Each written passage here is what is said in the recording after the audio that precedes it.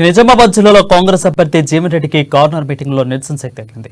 డిచ్పల్లి మండలంలోని ఇస్లాంపూర్, ఇందాల్వాయి, గన్నారం గ్రామాలలో Congress corner meeting లో కాంగ్రెస్ ఎంపీ అభ్యర్థి జీవన్రెడ్డి, నిజామాబాద్ రూరల్ ఎమ్మెల్యే భూపతి రెడ్డి, బోధన ఎమ్మెల్యే సుదర్శన్ రెడ్డి పాల్గొన్నారు. 200 యూనిట్ల ఉచిత విద్యుత్, 500 రూపాయలకి గ్యాస్ సిలిండర్, ఇంద్రమ్మ ఇండ్లు ఎప్పుడు ఇస్తారని మహిళలు వారిని ప్రశ్నించారు.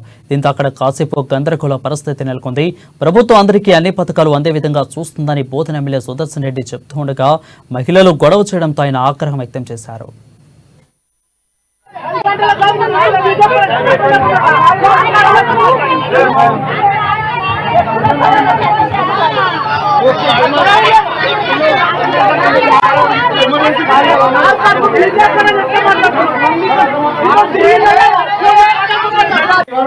దయచేసి మీటింగ్ లో మధ్య మధ్యలో మాట్లాడకుండా, ఎందుకంటే కొన్ని విషయాలు చెప్పడానికి ఇక్కడికి వచ్చిన ఇవాళ గన్నారం గ్రామం అంటే నాకు కొత్త కాదు. 20 సంవత్సరాల నుండి ఈ గ్రామానికి వస్తూనే ఉన్నాం. తెలంగాణ ఉద్యమంలో వచ్చినాం, తర్వాత 2018 ఎన్నికల్లో వచ్చినామో, మళ్ళీ 5 ఏళ్ళ నుండి వస్తూనే ఉన్నాం. నిన్నగాక మన గాంధీ మనం పెట్టి ఇక్కడ మన ఆ చెట్టు పడిపోతే కూడా వచ్చినాం. ఆ ఇల్లు కూలిపోయింది అని చెప్పి అది ముందటలో మన వాళ్ళది.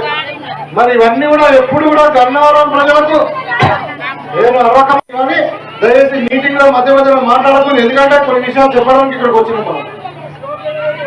ఇవాళ